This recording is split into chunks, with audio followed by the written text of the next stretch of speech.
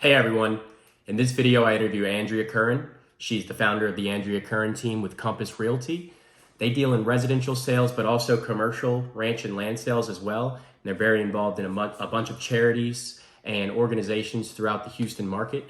In this video we cover topics such as the current market, how to build a team, Compass Realty, and many other topics related to real estate in the Houston market as a whole. And at the very end of this video, Andrea shares some tips and secrets on how to be successful in this business and any industry.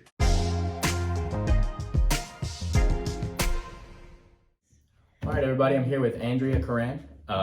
She is the founder, owner, president of the Andrea Curran Real Estate Team. Yes. Perfect. So tell us a little bit about your background. I know you're from Alabama originally. I am from Alabama. Okay. I went to college at Mississippi State for undergrad, and Alabama, I know you don't like hearing it, but Alabama for my master's. Yeah, roll tide, right? Yes, but I'm a bulldog at heart. Okay. That's my heart is in Starkville, Mississippi. Literally, my daughter is there. Awesome. And but I grew up in a small town in Alabama. Okay. And my degree actually is in education. I was a teacher for 16 years. Oh, wow. And one thing that I've learned since being in this business is that teachers make incredible real estate agents. Really? Yes. Tell me why you say that. I love to hire teachers onto my team or past teachers on my team. Teachers are proactive, patient, detail-oriented. They can see the long game.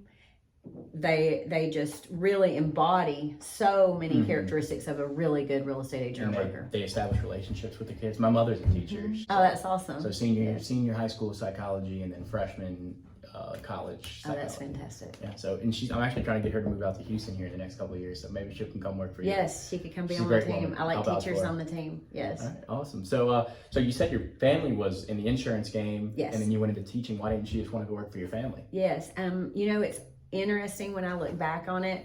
When my dad was a sales manager for an insurance company, he gave me the aptitude test for new agents, and I was 16, 17 years old, just to test it out. Right.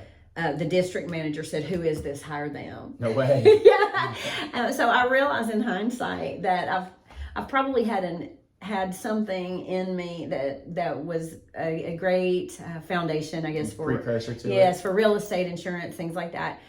I don't like having downtime. So before I had children, I actually had an insurance license and would babysit all state offices in the summertime. Okay. Yes. Awesome. Don't know what to do with all this empty summer days back in the day. So that was your first job? Was the babysitting the offices, or did you? Oh no, my very first job was working the cash register at a Hardee's fast food restaurant. Hardee's fast Yeah, food? yes. And that's the only fast food place I've never had, like truly. Maybe when I was younger, I just don't remember. Here it's Carl's Jr. Carl's That's Jr. the same thing. Okay. Yeah. It's kind of like you ever had Rallies or Checkers?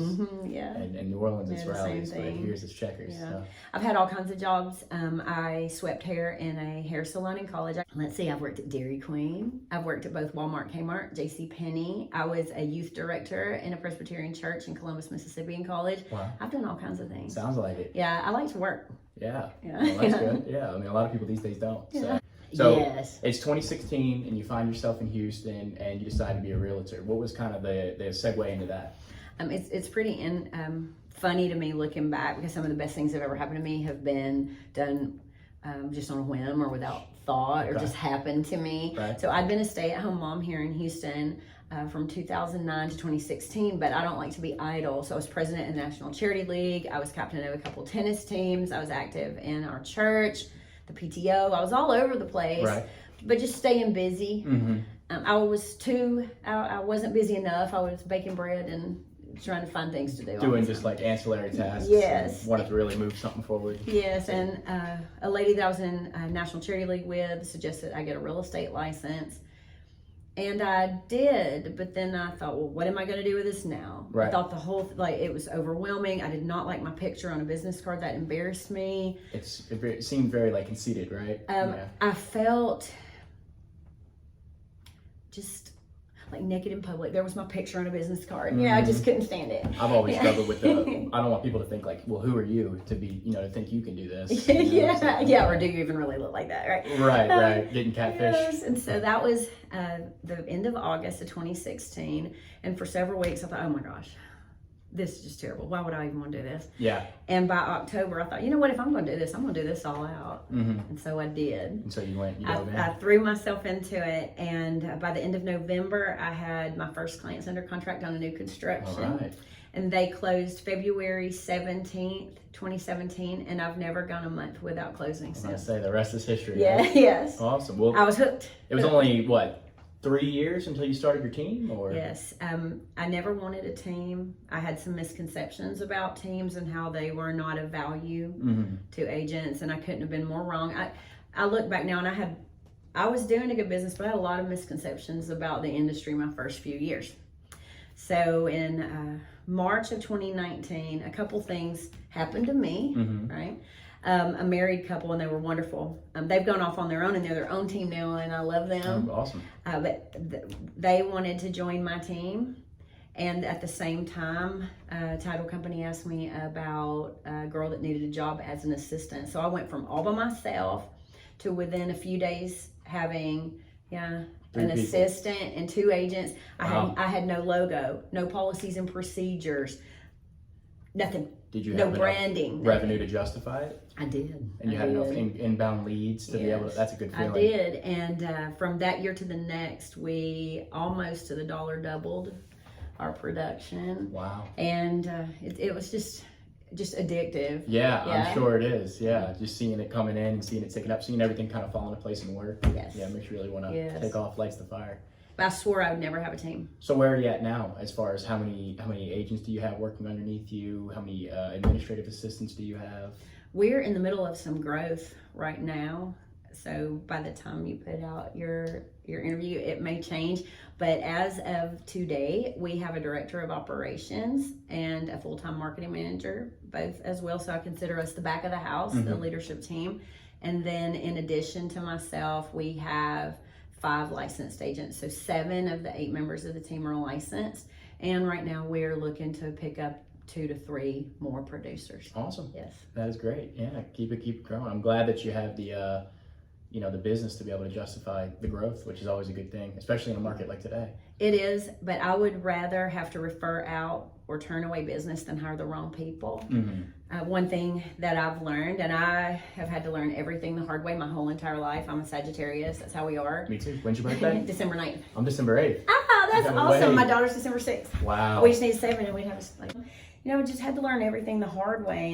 And I will do anything in my power to never have a culture killer ever again. Mm-hmm. Everyone on this team wants to be in the office. We enjoy each other. Yeah, that's important. And we work together. We have an abundance mentality. There is no competition under this roof between each other, and I want to keep it that way. So as we're growing, I'm really protective of our culture. We have the best culture we've ever had. There is no room for negativity. Yeah. Once you cross that threshold, no. Well, that's awesome. That's one. When I was interviewing for different brokerages to decide on where I wanted to end up, that was a big thing that I just tried to observe. Obviously, an hour interview isn't going to give you the big picture, but sometimes you walk into places you can just tell that guy doesn't want to be here, or these people do want to be here, and they seem to be getting along great. Yes.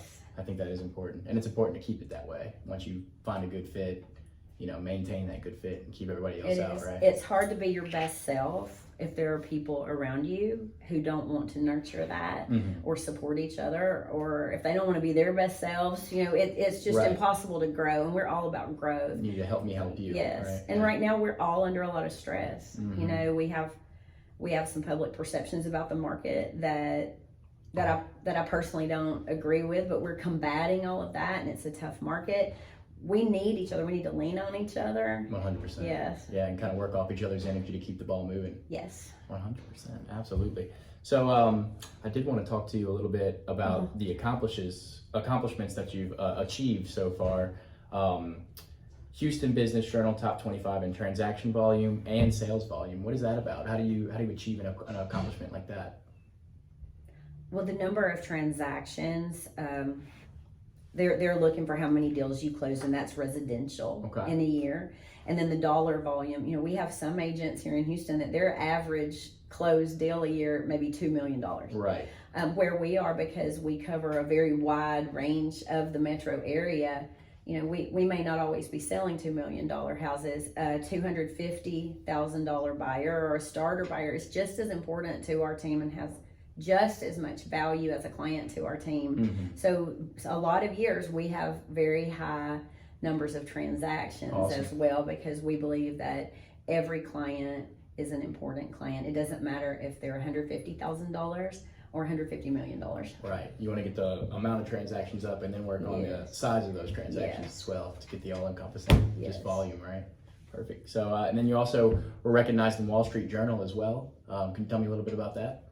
I'm most excited about that than really any of our rankings. So that's through RealTrends, and RealTrends ranks nationally by state and then by major metro areas. So for last year in 22, we were number 1 in number of transaction sides in Houston for small teams, and we were number 2 in the dollar volume of the closed sales in Houston for small teams. What's the label of small teams? What's the differentiation between small and large? I believe a small team has 6 or 8 licensed producers or less. You've got 5, so you're crushing it. Yes. Imagine if you had 8. Yeah. Really what y'all would do. So, and then is that a list of how many people make that list? Oh gosh, Brady, I don't know.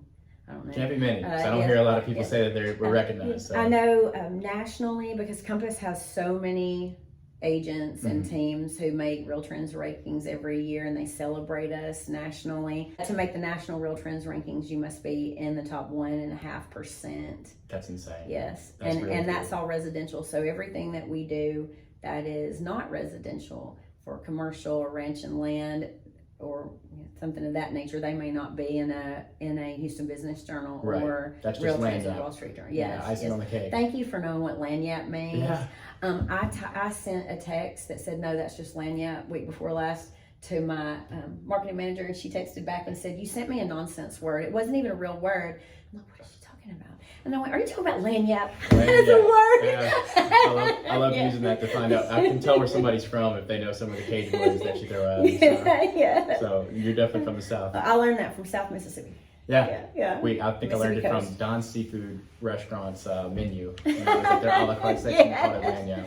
Yes. So, and then you were also, recognized on the Houston Builders Association, Texas Realtors Leadership Program, graduate and certified luxury home marketing specialist. And I was going to ask what you're most proud of, but it's definitely the Wall Street Journal. I love that. I'm working right now on my accredited land consultant certification. And it is, it's about this thick. I'm not quite finished. But I think when I finish that I believe that may be something I'll be the most proud of. Ranch and land and farm and ranch in Texas has for a long time been a man's world. And I love seeing not just myself, but other women in Texas become accredited land consultants.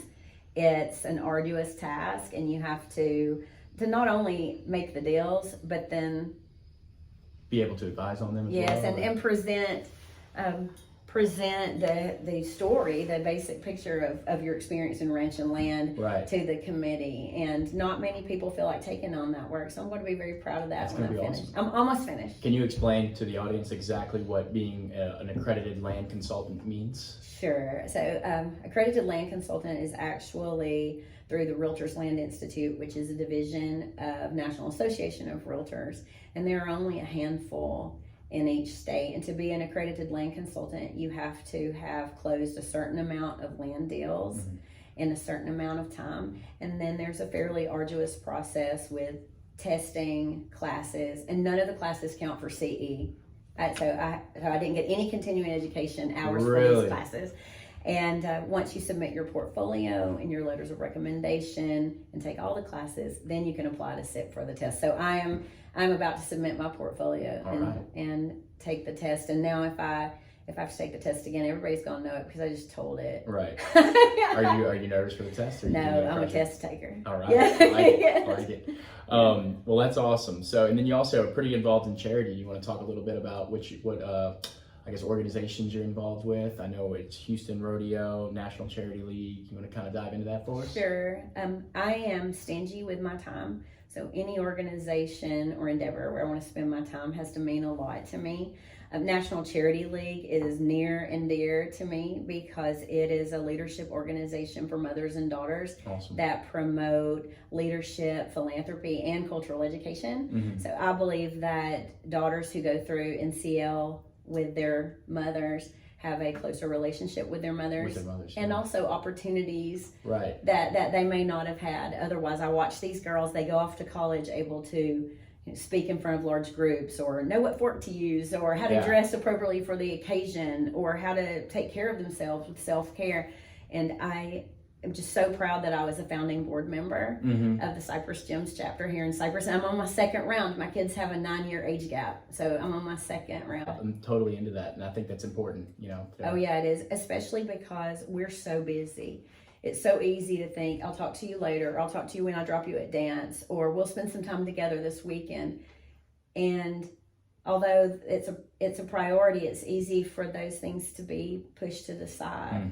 And with organizations like National Charity League, I have my intentional time with my daughter, whether we're volunteering at the food bank or the dog rescue, or having a mother-daughter tea every year. All those things are special memories. It brings it right to the forefront. Yes, I'm so grateful that I had it with my older one. Yeah. And with my younger one, she's 13, and I feel like I've worked so much and so hard for so much of her childhood since she went to public school.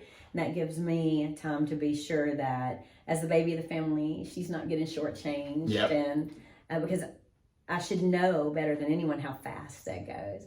I've got Emily and Leah, my biological children. They're 23 and 13. Wow. And then Emily has an older brother, Brant, who he is my child. I did not make him from scratch, but he is my child too. Yeah. And he's 27, and I know how fast it goes by. Yeah, it takes off. Don't blink, right? Yes. So I guess to that tune, so child's advocate, guardian ad litem for children in foster care.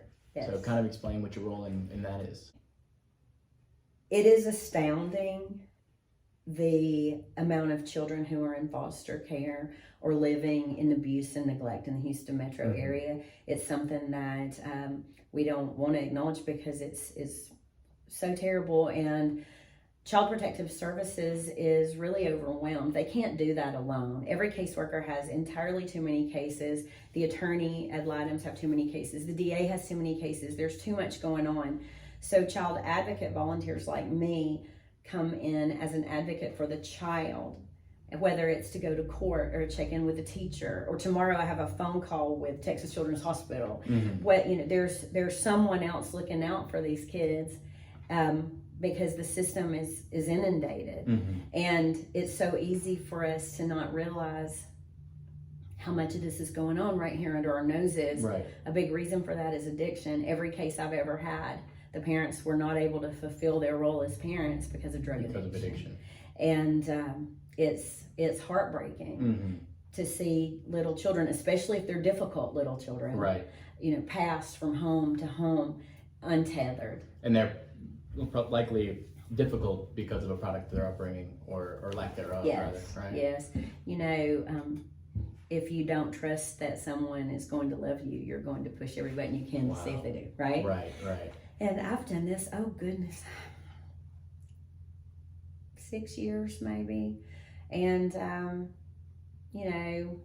sometimes you just stop by for a visit at the house. Sometimes you're sitting in a teacher conference. My job is just to be sure that someone extra in that room is advocating for that child. 100%. I think that's great. Yes. My father was adopted, so without a good system for him to have been in and to get adopted, I may not even be here. So I definitely have a major respect for that. I'm sure my father would too. Yes. Yes.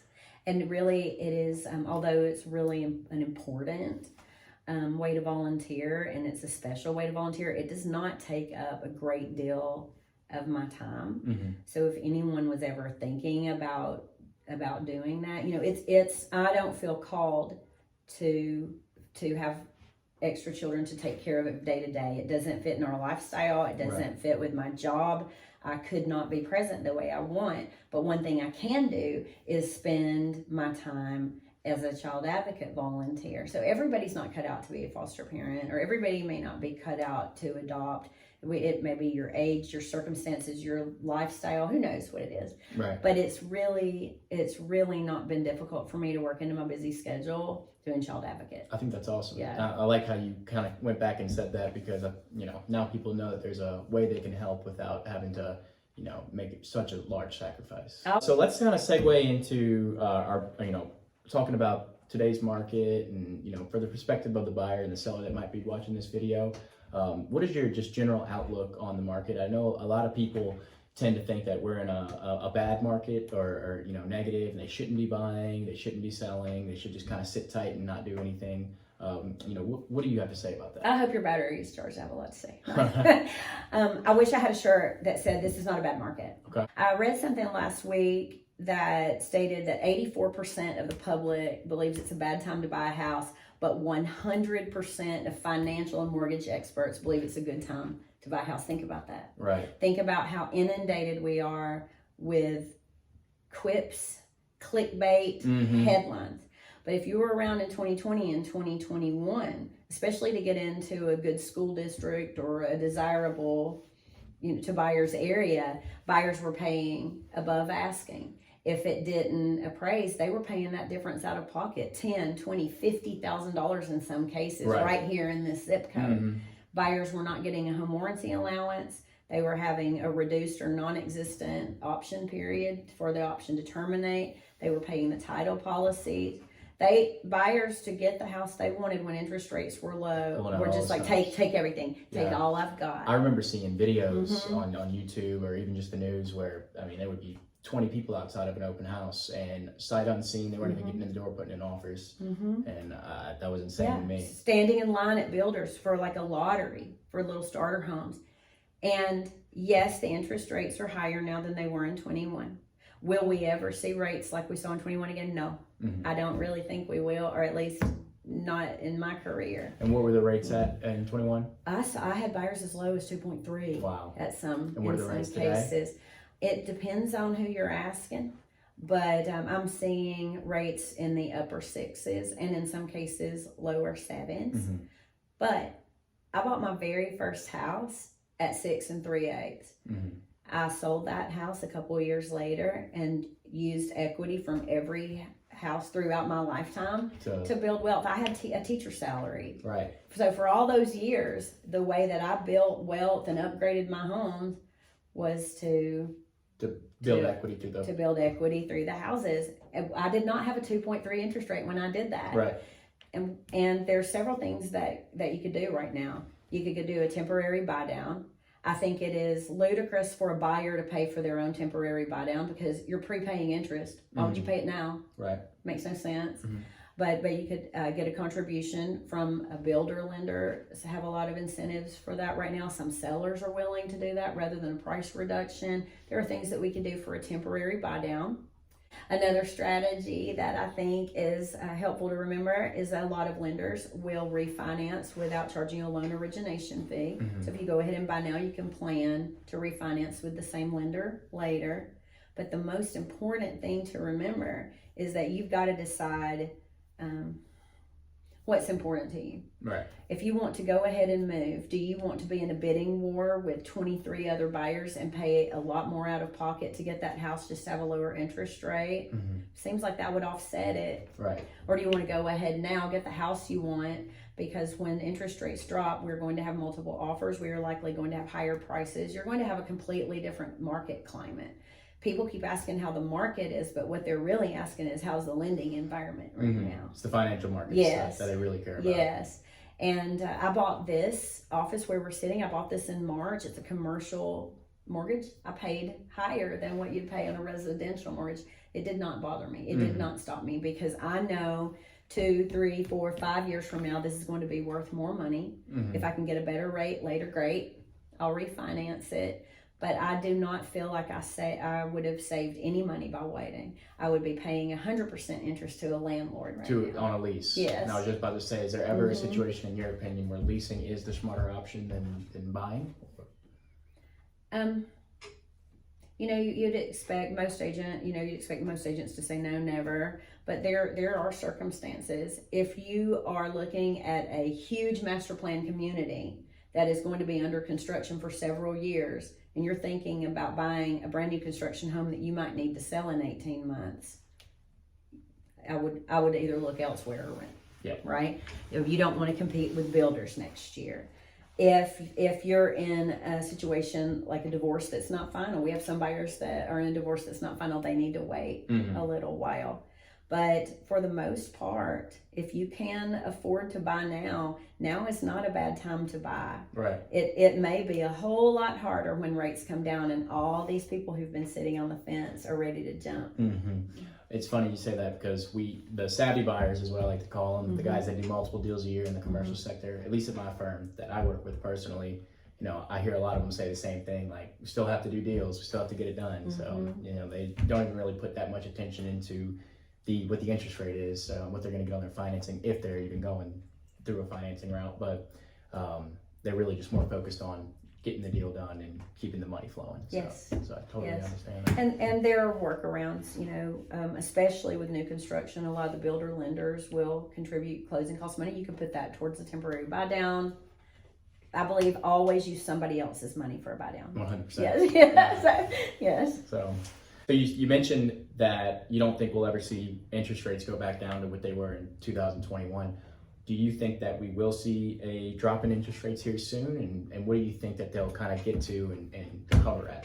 I hope I'm wrong. I would love to see really low 2021 interest rates again. I would buy everything I could get my hands on. But actually, I'm kidding. No, I wouldn't, because I don't want to be in a bidding war. Right. I bought during all that and paid $18,000 over asking. Nightmare. No option period. Did your house appreciate by now? I mean, I guess it's only been 2 years, but I never want to get rid of that place, but is it an investment for you? Yeah, it was an investment, but yeah, I feel I'm not upside down. I am not worried. It's completely fine. That's awesome. But when I tell people that, they may think I'm trying to sell them something. I'm not in sales. I'm in service. Right. I don't want to talk you into something that's bad for you or your family and have to look you in the eye next year when I invite you to my client dinner. Right. Right. Once you find out what you did. Yes. And that's a recurrent theme on everybody I've been interviewing is relationships, and while it may not be immediate money for you on a transaction which you're earning a commission on, if your client knows that you advise them for their best interest rather than yours, then not only are they going to do this deal with you, but they're going to tell their 10 best friends to come do their 10 deals with you as well. And also, that's our duty as far as ethics. Our duty is to put the client's best interest above all others, and all others means mine too. Right. You need to remind some agents that. Some people. Yeah, but it's hard to predict about rates. Right. I know when I was a little kid, there were rates as high as in the teens. People were buying houses that's like putting it on an Amex. Right. So it's really hard to predict. The last few years have not followed any kind of pattern. It's really hard to know. We wake up in a different world every day. Different interesting or even scary things happen all the time. But I do not believe, based on listening to experts who know a lot more than I do, that we are going to see long-term high rates. They may go up before they go down, but I don't think this is going to be our new normal any more than 21. So when a client is working with you, what can they expect different rather than working or compared to working with any other real estate agent? What does Andrea Curran bring to the table? One thing that's very important to me and to all of my team is that we understand how to execute the difference in customer service and an experience. And I've learned a lot, especially through some of my Compass networking, Compass training we did in partnership with Ritz-Carlton. What's the difference in customer service and an experience? And when I was in training and I was at the Ritz-Carlton in DC, we had talked and learned about that all day long. And then I got to see it in practice. I left my laptop on the bed, went to dinner, and I walk around with my laptop holding the screen. I have fingerprints all over it. I do it all the time. Come back from dinner, and when they did turn down, they had put a little package with a screen cleaner, a computer No screen way. cleaner on my computer. That's the difference in customer service and experience. Right. And how does that translate to real estate? They could have gone in and just done their job, turned down and walked out. Nobody would have known I had a dirty computer sitting there that needed a screen wipe. But they went a little further, just a little lanyard there. Right. It's the lanyard. Yep. And they had that screen wipe for me, and it made all the difference in the world. I talk about it all the time. Anybody can get you the closing table. And most of the time, anything that goes wrong or anything that could have cost you extra money that you never knew about, anything that did cost you extra money as a consumer you didn't know about, you got to the closing table. You may believe that's a success. That is nothing but customer service. On our team, we want an experience. Right. We want to answer the questions before you ask them. We want to make sure that you understand every step of the way, that we're accessible, that you have an experience. We want that lanyard, that little extra something to make you feel like you're as important to us as we know you are. I think that's extremely important, especially on the residential side. You hear often that somebody's home, their residential personal home is their largest financial transaction in their life. So a lot of people, I mean, I know I would, if it was my first transaction, I would be extremely hesitant on who I work with, and I would just have kind of a sense of these people are trying to, take advantage of me or get the best of me, or all they're working for is their commissions. So that extra touch and taking it the extra mile just to kind of show that you care and that you understand and you can empathize with them, I'm sure pays dividends. Yes, and I think experience and high volume, because we've seen every scenario, every situation that can happen. We have the ability to be proactive and provide that better experience. I'm going to be perfectly honest with you. I see transactions all the time where the agent on the other side of the deal is not as knowledgeable or experienced as they could be. And I promise you, their clients never know that. Their clients never know that they sent me a document that was a photo taken on a floral bedspread and I had to ask for a PDF. Right. Or that they didn't know things that they could have asked for that we could have given them as a concession. Or they're using an internet lender that's not going to close them on time and is charging them extra points, and they have an agent that may not understand how to navigate these things, but because they got to the closing table, they had that customer service. Right. They don't know the experience they were missing. They don't, and honestly, you don't save money that way, And I think honestly, the personal touch almost can make up for any type of lack of knowledge that there might be for new agents or anything like that. Like if your client can tell that you're putting in 100% to them and you're not just checking off boxes for them, I think that they'd be more forgiving for some of those aspects that you kind of just listed off, if they even found out about them. I've ran into certain situations with agents in my short time, and by no means do I know everything, and I'm working on a lot of different things to try to boost my experience for my customers as well. But you find some of these agents, you want to tell their client they're ruining the deal for them because they're making it harder on your part, because now you have to do extra work to compensate for their lack of it. And you wish you could just jump through their phone and get them on the line and fix everything, but you just can't necessarily do that. Yes, we have a beautiful luxury listing. Every upgrade that you can imagine. I was the agent on the purchase, the design center appointments, just incredible. I can't tell you how many agents came in and said, that's an electric cooktop. It was a Wolf induction range. It was a Wolf induction range. And so, nobody died. It wasn't brain surgery, but oh my goodness, and I'm a firm believer that none of us know everything. No matter how many transactions we do a year, I could do this for 20 more years, there will be things to learn. And that's really important for me, for anybody. In talking about team culture, anyone on our team, I expect to be committed to having the drive to know as much as they can about as much as they can, so that we can serve our clients and with that experience that's so important. It has to be constant, because I would say real estate, kind of similar to like tech, is always changing, or new things are always being added in. There's always a new financial product that you can learn about to advise your client on, always new software that you can implement in your business that you need to keep up on. AI is a great example, Yes. how that's coming into play. And that can kind of get me to my next point that I wanted to talk to you about. On your website, you've got customer reviews that scroll through the bottom, and I think I read through 6 of them, and about 4 of them had something to do or said something along the lines of, "You're a marketing genius, marketed my property better than anything I've ever seen before." So not only just on a property marketing standpoint, what you do for your clients, what do you do from a marketing perspective for both your clients and for your business? Well, all roads lead back to I was a teacher. I believe that we all have different personality types. We all have different learning styles. Something that appeals to me, you may not even notice, right? Something that appeals to you might go right by me. So in our marketing, whether it's for listings or in our branding, we try to use as many channels and as many ways to appeal to all the different kinds of human beings there are out there while still being true to our brand. You may respond to something particular in a mail, something tangible you can hold in your hand. I might respond better to seeing some reviews.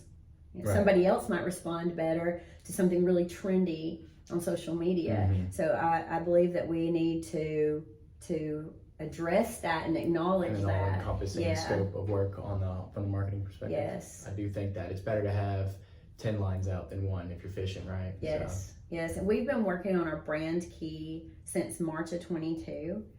And it's been really interesting to me because part of that was to identify my audience. And I said, well, you can't possibly ask me to identify my audience. We're different. We're different from all of you in this room. We're different.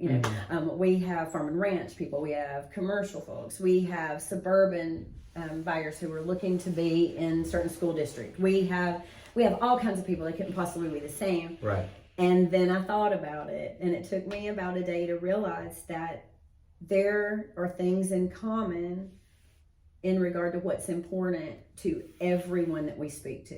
And the world can't be your audience. If you try to appeal to everybody, you'll appeal to no one.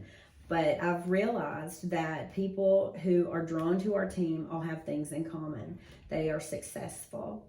They are self-made. They value the things that they've worked hard for, and they want to make the most of their investment. So it doesn't matter if they're my age and they're about to be empty nesters, or if they're 27 and have saved for their first house. They have all worked very hard and they're proud of their accomplishments, and they want to make the most of that, and we're here to nurture it. That's awesome. Yeah, and I like how you said that about you can't have the whole world as your audience. There's riches in the niches. Yes. So I think a lot of people just put out cookie cutter content to try to just appeal, like I said, check the box off and just get it done. But I think really putting some focused effort into knowing who you're reaching out to and trying to appeal to that specific, I guess, avatar, like I said before, probably pays dividends. Probably takes you way farther than the other would. And it's really easy to be distracted from that. So agents and brokers, I believe, need to have their brand key, their audience, their voice, know who they are, because you're going to see a lot of bright, shiny things.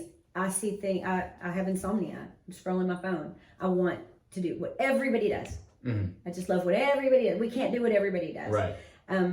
A friend of mine told me about her children, that she would tell her children, well, we're not going to do that because we're the Hayes family, and the Hayes family doesn't do that. Well, sometimes we have to remember we're the Curran family here on this team, and this is the way that we're going to do things. And that doesn't mean that we're not going to adapt and grow, because we're all about adapting and growth, but we're not going to see something shiny and try to be something we're not. Right. Okay. So I guess that's going to take me into my next part. But before that, how can people find you? Are you on social media? Is your website the best place to find you? We're everywhere. Okay. AndreaCurran.com is our website, and that will direct you to our Facebook, YouTube, LinkedIn, Instagram, TikTok, all the things. And then we also have our team and agent pages on Compass.com, and there are some links there to programs through Compass, like Compass Concierge and awesome things like that. Absolutely. So you heard it here. That's the best way to reach out to her. She's like I said, they're expanding and they're looking to take on any and every all the business that they can. So, and you did say Compass.com, so that's going to kind of bring me into the next part. I want to talk for any of the new agents that could be listening in today. and kind of just get your perspective and advice and kind of, oversight on how somebody should kind of build their business from the ground up. But I guess the best place would be to start with your brokerage, Compass. So how did you make a decision to go with Compass? What does Compass have to offer? And I guess what do you have to say for Compass as a whole? I am a Compass super fan. I have learned more and grown more from my affiliation with Compass than I ever could have fathomed. I joined Compass during COVID. So I joined Compass virtually. All of my meetings were on Zoom. I didn't get to go to any Compass offices in person. It was a real leap of faith. And I'd always been at little, small, local brokerages that didn't have training, that didn't have technology, that really didn't have a brand. And a friend of mine, Dallas, said once to me something about he didn't always want to be the smartest kid in the room. And that resonated with me. And I had an opportunity to join Compass, and I just started listening because I was curious. And the more I listened, the more aligned I realized they were with my personal core values, with my desire to learn and grow. And then COVID settled down, and I got to meet Compass agents. Yeah. And be, speak on panel in New York City, or go to a retreat in San Diego and do small group coaching with some of the top agents in the country. I'm so lucky I get to be in a small group for coaching with some of the top 100 Compass agents in the whole country. To say that I'm not the smartest kid in the room anymore is an understatement. I think that's extremely valuable too. So since joining Compass, I've realized that there was so much about the industry as a whole that I didn't know for all that time. There was so much about branding, marketing, client care. Heck, the technology along with Compass is incredible. There is nothing that touches it, but that's not what's important. Right. What's important to me is being a part of the Compass network are the outstanding agents in every market that I get to call friends and colleagues, and I get to learn from them. Wow. I always thought that I wanted autonomy. I always thought if I'm the big fish in a small pond, I can do what I want, because everything I want to do is ethical and legal, and I want my own autonomy. And I had it so wrong.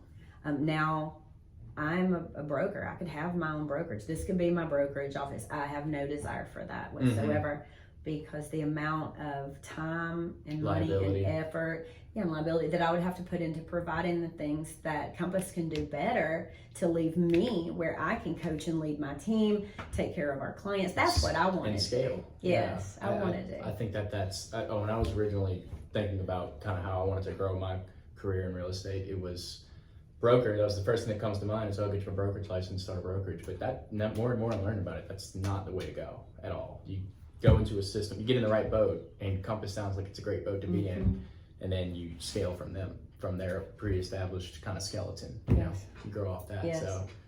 So as far as from a production standpoint, what do you do? What do you find is the best use of your time?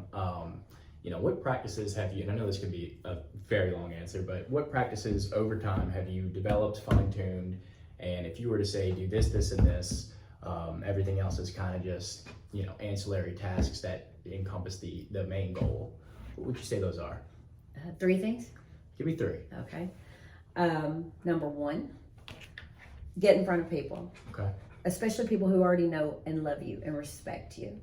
Number 2, make sure that all of those people know you're in real estate. Okay. Right? Our job is weird. We can't just be good at our job. We also have to be good at showing people we're good at our job. That's weird. Right. And then the 3rd thing, I would say to never pat yourself on the back for how much you know. Because no matter how much you think you know, there's so much more that you don't. And we should all be learning from each other. Trust and verify. If you're getting your information from Facebook groups about real estate, which that does not happen. That is not where to get your information.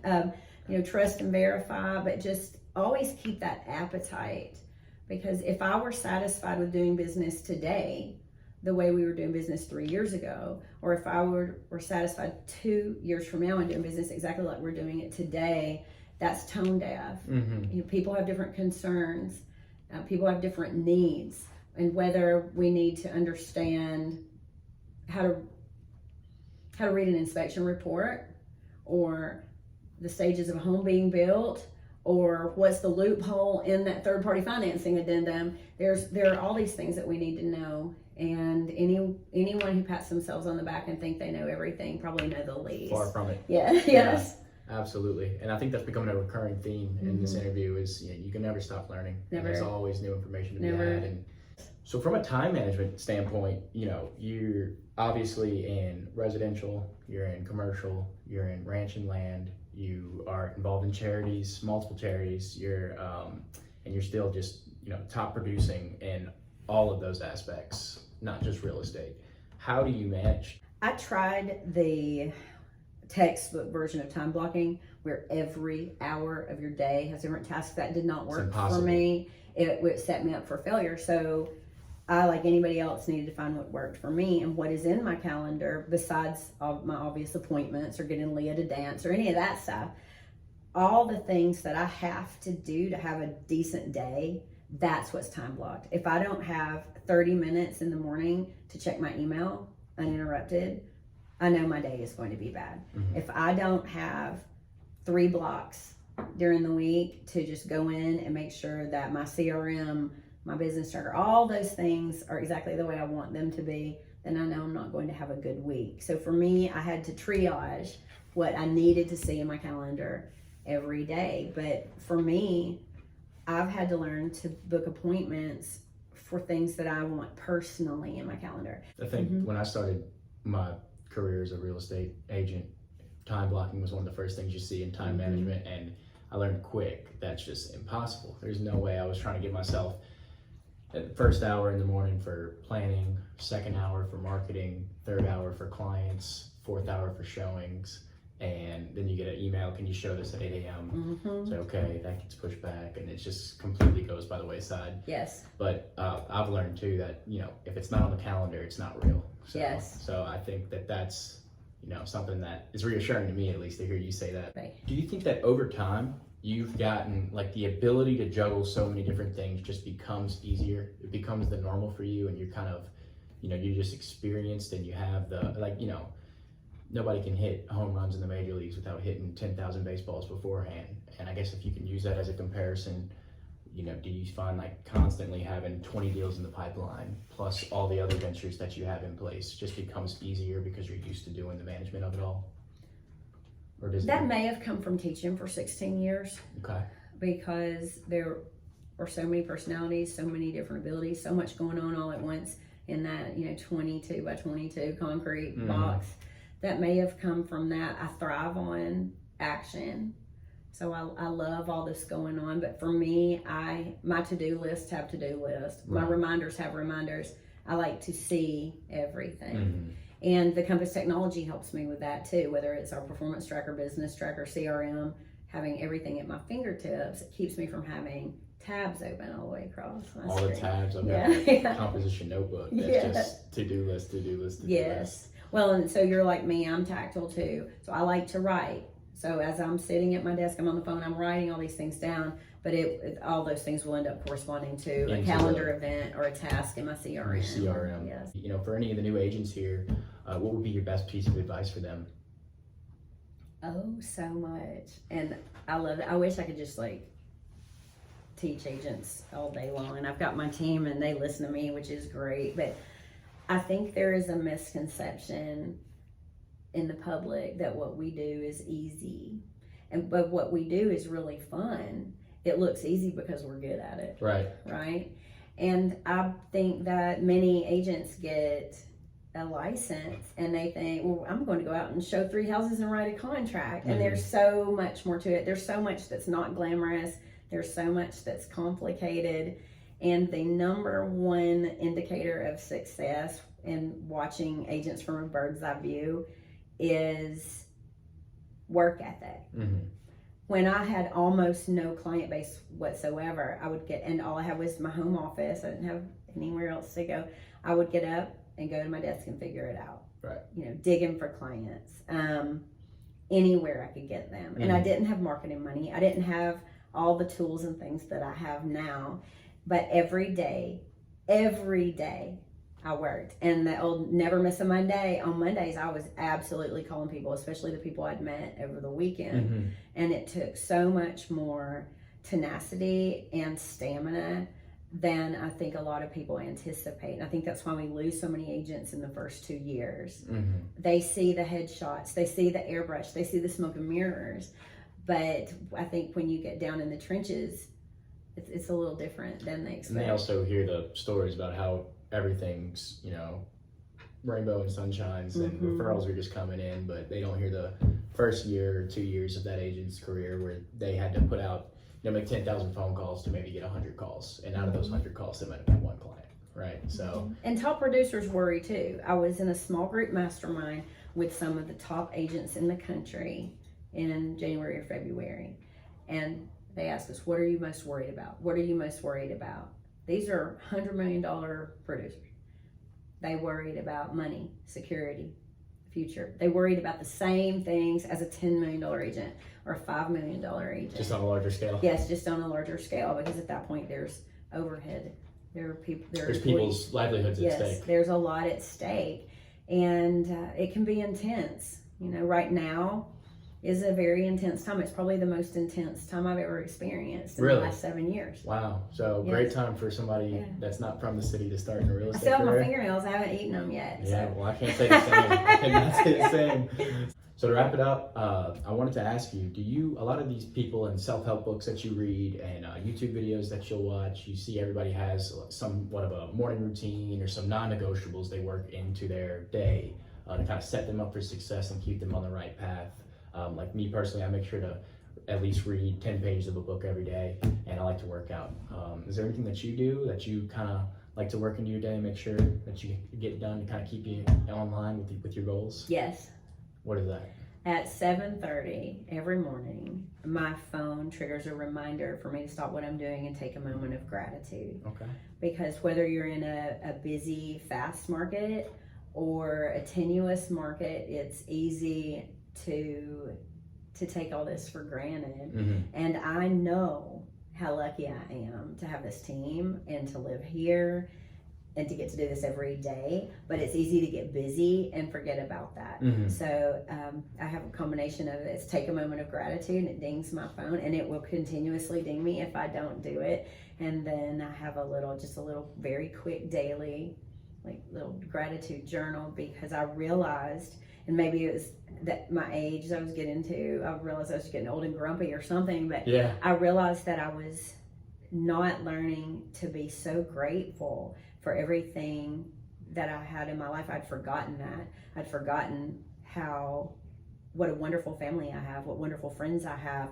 All I was doing was just worrying and rushing to the next thing. And I want to be intentional, to be appreciative for the blessings in my life. Absolutely. So, I like that you say that. I just recently watched a video on people that consider themselves to be high producers, why they aren't able to kind of disconnect from work and focus on things outside of it, like family, relationships, friends, in the moment. And that was basically one of the main things that they say. You're always striving for the bigger and better thing because you have large ambitions, but you also need to stop and realize that you've got a lot and you're blessed to be where you are at this current time. So I like that a lot. I've actually been working on that myself too. And I always wanted the next thing.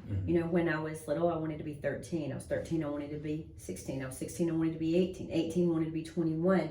Always the next thing. And then I had a gross birthday last December, and I realized that the bulk of my life is behind me.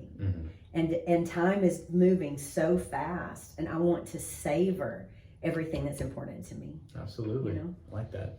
So in 5 years, it'll be October 16th, 2028. What will you be doing? That made me laugh. I loved that, because my biggest joke, my youngest will graduate from high school in 2028. And my biggest joke is, I'll see you suckers from Colorado. So if I could have my ultimate dream, I would never want to leave my team here, but I would love to also be on or have a team in Colorado and spend. Awesome. Why Colorado? It is my favorite place on earth. If anyone believes in past lives, I think that there could be some past life stuff going on with me in Steamboat Springs, Colorado.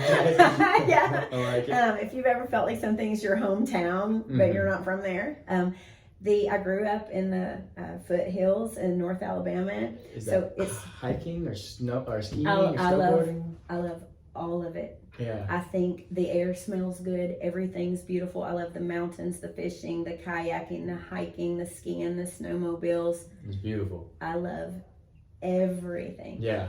But that doesn't mean I favor it for Texas. But in 2028, I'm going to have a little freedom. So I hope I get to spend a lot more downtime in Colorado. I hope you do too. Yeah. I'll come visit. for Yes, sure. it's a deal. Yeah. That'll be fun. I've got to sell a lot more houses. You got 5 years. So, Yeah. I say the same thing, Yeah. but I think mine's more tropical. I want to get down to Florida or something like Yes. that. I say Florida. We'll see what it looks like. Yes. You know, I initially thought it was just a mountains thing, but I've visited other places with mountains, and although I love mountains anywhere, nothing is as special to me as like Northwest Colorado. So Not even Gatlinburg, Tennessee. I've been there quite a few times. Oh, yeah? Yeah, I grew up about 4 hours from there. Oh, yeah, that's right. So Yeah. you're always up So there. I've been there quite a few times, but no, not quite the same in Gatlinburg. But I don't think I'll ever leave Houston, but I would love to have enough freedom to spend a lot of time in Colorado. Awesome. Well, thank you so much. It's been great. I think we got a lot of great, good topics discussed. The audience, if they were to reach out to you today, what's the best way to find you? Oh, I'm hard to miss. I'm all over the place, but you can find me at AndreaCurran.com.